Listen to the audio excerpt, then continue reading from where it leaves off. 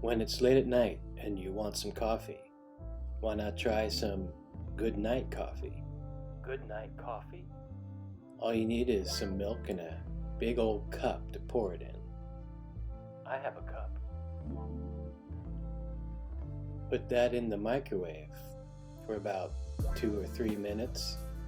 Oh yeah. And get a whisk. You're gonna need it. Sure I will.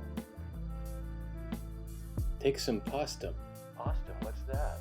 Postum is a coffee substitute. Oh, Doesn't have any caffeine in it, nice. but it has some good flavor. Yeah, I like good flavors. Now mix that up real well.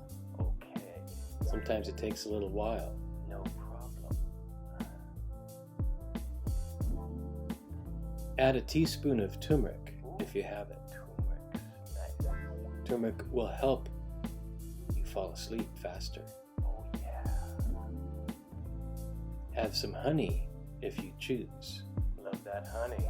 Honey will sweeten it up. Oh yeah. Mix all those up a little bit more. A little bit more. Put some nutmeg on top if you have it. Oh, that's nice.